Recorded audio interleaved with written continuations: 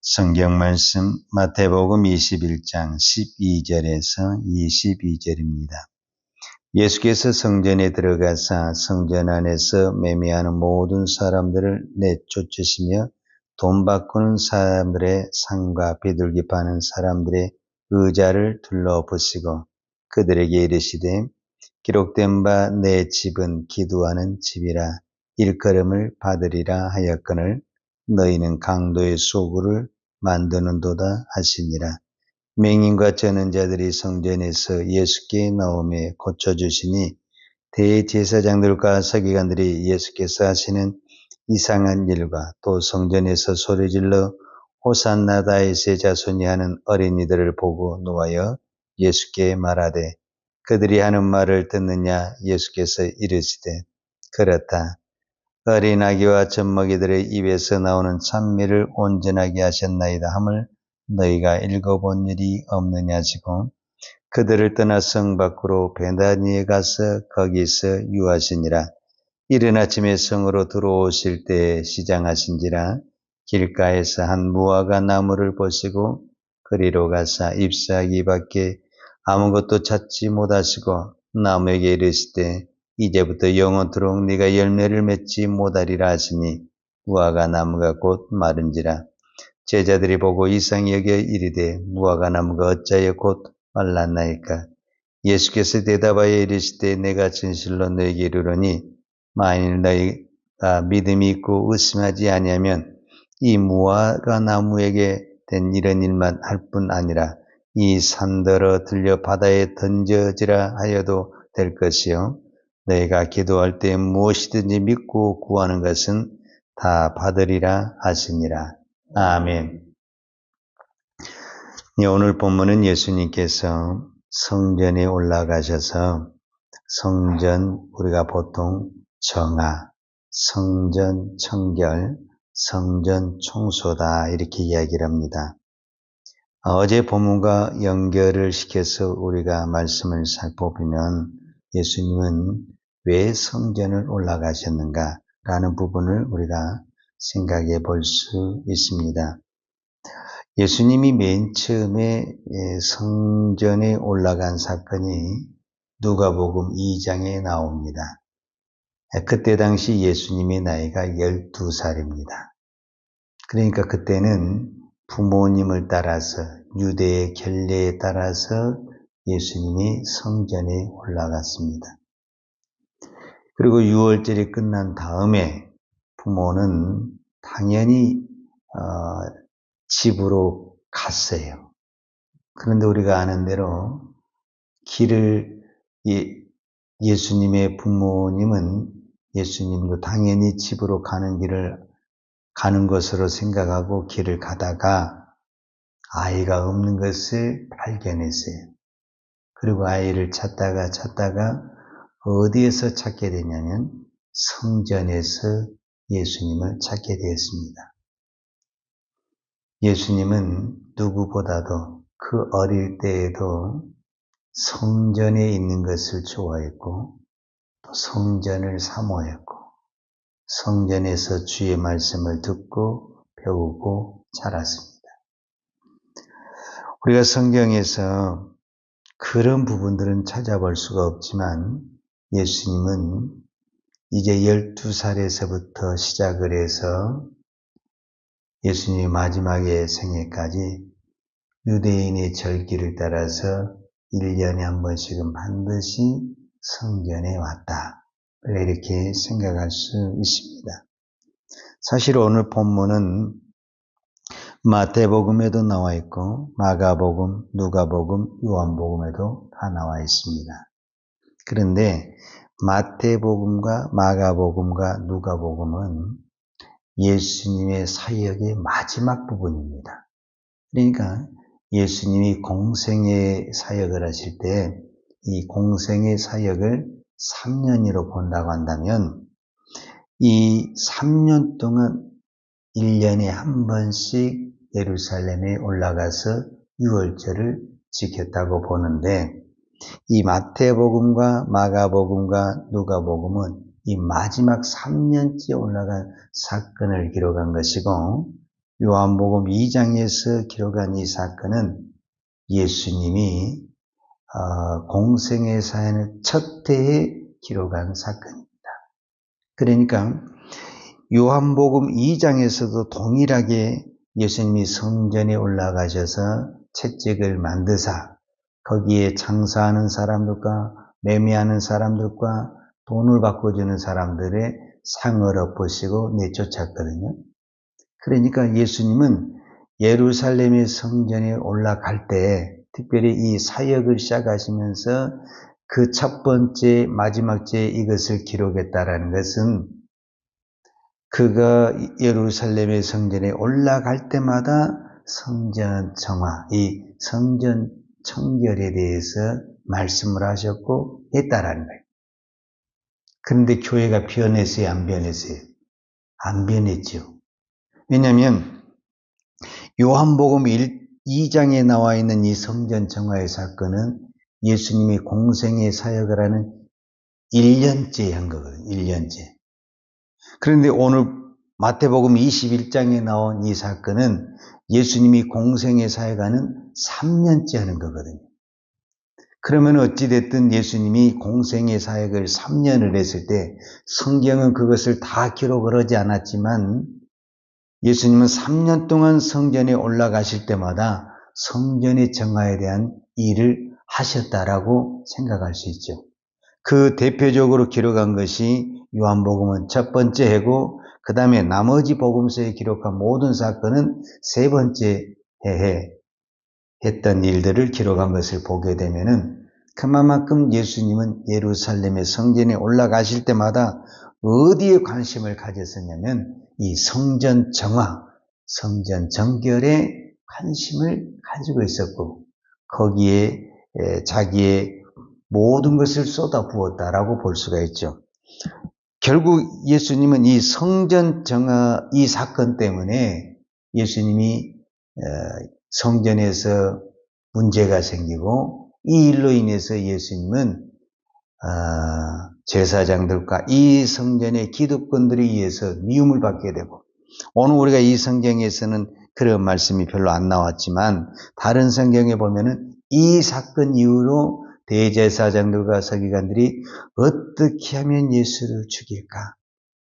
이 사건이 이 성전 정화 사건 이후에 그런 것들이 나타나는 것을 볼 수가 있습니다. 자, 그러면은 오늘 본문을 중심으로 보면 12절에 예수께서 성전에 들어갔다라는 거예요. 성전 안에서 매매하는 모든 사람들을 내쫓으시며 돈 바꾸는 사람들의 상과 비둘기 파는 사람들의 의자를 둘러엎으시고 원래 예수님이 이렇게 화를 잘 내신 분이 아닙니다. 예수님은 선하시고 의로우시고 거룩하시고 인자하시고 온유하신 분입니다. 그런데 오늘 12절에 보면은 예수님의 또 다른 아주 화를 내시는 그런 부분을 보게 됩니다. 그게 왜 그러냐? 그만큼 예수님이 이 성전에 대해서 남다른 마음을 가지고 있다는 것을 볼 수가 있습니다. 오늘 13절에 보면 그들에게 이르시되 기록된 바 내 집은 기도하는 집이라 일컬음을 받으리라 하였거늘 너희는 강도의 소굴을 만드는도다 그랬습니다. 자, 기록된 바 그랬거든요. 그들에게 이르시되 기록된 바. 그러면 여기 기록된 바라는 것은 뭐냐면은 구약에 기록된 바, 구약 성경에 기록된 바 그거거든요. 그러니까 내 집은 기도하는 집이다. 이 말은 예수님이 새롭게 한 말씀이 아니라는 거예요. 이 말씀은 이미 성경에 기록이 되어 있다는 거예요. 구약 성경에 내 집이 어떤 집이냐면은 내 집은 기도하는 집이다. 내 집은 만민이 기도하는 집이다. 이것이 이사야 예언서에 나와 있어요. 이사야 56장 7절에 보면 내가 곧 그들을 나의 성산으로 인도하여 기도하는 내 집에서 그들을 기쁘게 할 것이며 그들의 번제와 이성을 나의 제단에서 기꺼이 받게 되리니 이는 내 집은 만민이 기도하는 집이라 일컬음이 될 것입니다. 이것이 이사야의 예언이고 이사야서에 나온 기록입니다. 그러니까 예수님이 내 집은 기도하는 집이다 이렇게 말을 했을 때 예수님이 새롭게 그 성전에 있는 사람들에게 가르치는 말씀이 아니라는 거예요. 이거는 유대인이라면은 누구나 다 알고 있는 말씀을 그대로 구약에 있는 기록된 말씀을 가지고 다시 읽어주는 거예요. 자, 우리가 여기서 하나 깨달을 것은 그 시대 모든 사람들이 성전은 무엇이라는 거예요. 만민이 기도하는 집이라는 걸 알고 있다라는 거예요. 그런데 지금 예수님이 그 성전에서 올라가서 성전 안을 보니까 성전은 기도하는 집이 아니라 매매하는 집, 비둘기 파는 집, 돈을 바꿔주는 집으로 변질이 되었다는 것을 말해주고 있는 거예요. 여러분, 우리가 이 성경을 보고 성경이 어떻다는 거 모릅니까? 우리가 이 성경을 보고 기도가 어떻다는 걸 모릅니까? 우리가 이 성경을 보고 예배가 어떻다는 걸 모릅니까? 안다 그런 말이야. 알아. 그런데 우리는 이 성경대로 안 하고 우리의 편한 대로 우리가 이로운 대로 한다는 거예요. 여기서 특별히 성전에 들어가서 12절에 보면 예수께서 성전에 들어가서 성전 안에서 매매하는 모든 사람들을 내쫓았다 그랬는데 여기는 그때 당시 성전은 이방인의 뜰이 있고 그 다음에 유대인의 뜰이 있는데 특별히 장사하고 매매하는 것은 이방인의 뜰입니다.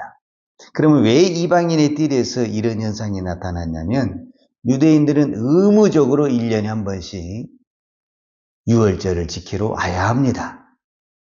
유월절 절기 때는 반드시 와서 성전세도 내야 되고 제사도 드려야 됩니다. 그렇기 때문에 성전세를 내려면 반드시 유대인들이 쓰는 화폐를 바꿔야 되고 또 제사를 드려야 되니까 재물이 필요한 겁니다. 그래서 그 편리를 위해서 이 이방인의 뜰에서 매매도 비둘기도 팔아주고 또 돈도 바꿔주는 겁니다. 이 제도 자체가 나쁘다.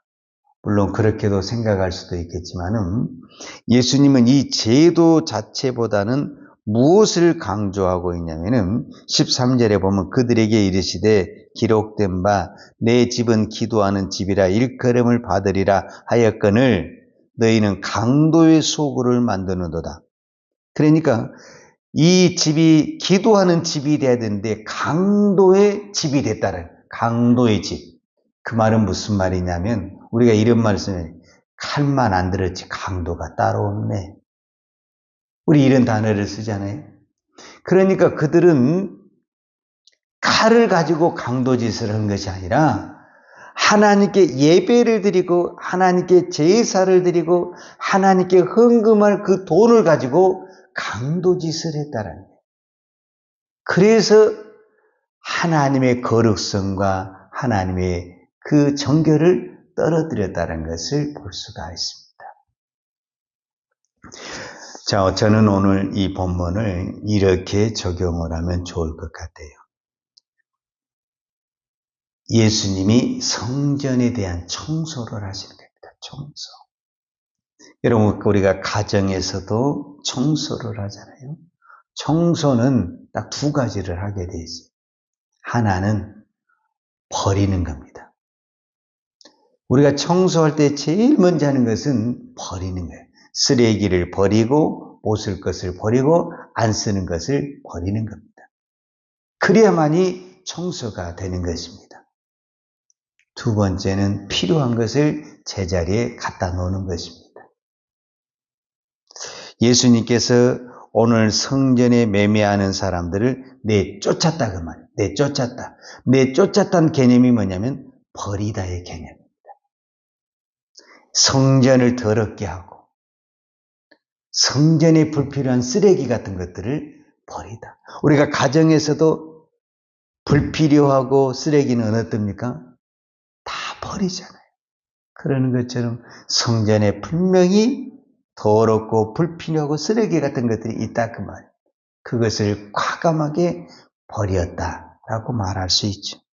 우리가 어제 본문과 우리가 오늘 본문을 연결해서 보게 되면은 어제 본문에서 예수님은 성전에 올라가기 위해서 저 들판에 있는 어린 나귀를 타고 가셨어요. 어떤 부분에서는 예수님이 이 성전에서 가장 사용하고 준비되어야 될 사람들은 이 성전 안에 있는 사람들이에요. 근데 이 성전 안에 있는 사람들은 내어 쫓으시고 저 들판에 있는 그 나귀는 타시고 성전에 들어가신 것을 볼 수가 있습니다. 저는 오늘 이 말씀을 묵상하면서 주님이 이 성전을 정하고 청소하는 것처럼 오늘 우리의 교회를 가장 중요한 성전이 오늘 우리의 마음인데 우리의 마음을 우리 안에 있는 성전을 주님이 청소하기를 원하시는 겁니다. 분명히 내 안에 버려야 할 것이 있습니다.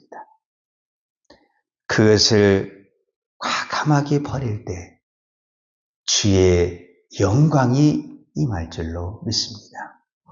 성전에서 우리가 제사를 드리고 그 다음에 하나님 앞에 헌금을 한 것 정말 중요합니다. 다 이거 뭐 하자고 하는 거예요? 비둘기를 팔고 돈을 바꾸는 거 다 우리가 하나님께 제사 드리자고 하는 것이고 헌금하자고 하는 거잖아요. 근데 거기에 뭐가 빠져버렸냐면 정결, 거룩, 이것이 빠져버리는 그 헌금, 그 헌신은 하나님이 기뻐하지 않으시다. 예수님이 기뻐하지 않으시고 오히려 쓰레기처럼 다 버려버리신다라는 것을 볼 수가 있습니다. 오늘 우리의 교회가, 오늘 우리의 마음이 우리가 하나님 앞에 헌금하는 것도 중요하고 예배하는 것도 중요하죠. 그러나 그보다 더 중요한 것은 거룩이고 정결입니다. 그래서 우리의 가장 아름다운 헌신은 거룩이고 정결이고 우리의 믿음의 가장 큰 능력은 거룩이고 정결이다라는 것을 오늘 이 성전 정화를 통해서 다시 한번 우리가 깨달을 수 있습니다. 주님이 오늘 우리의 교회를 오늘 우리의 마음을 보시고 과연 기뻐하실까? 아니면 채찍을 만들어서 이거는 쫓아내라 말씀하실까? 우리 자신에게 물어보십시다. 그리고 하나님께 이 새벽에 기도하면서 주님 내가 버려야 될 것을 과감하게 버리고 정말 붙잡아야 될 것을 끝까지 붙잡을 수 있는 은혜를 주시도록 이 새벽에 기도하십시다. 기도하겠습니다. 하나님 아버지 감사합니다. 우리 주님은 누구보다도 성전을 사랑하고 성전을 사모하고 성전에서 예배하고 성전에서 하나님을 만나고 성전에서 하나님의 말씀을 나누는 것을 기뻐하고 좋아했습니다.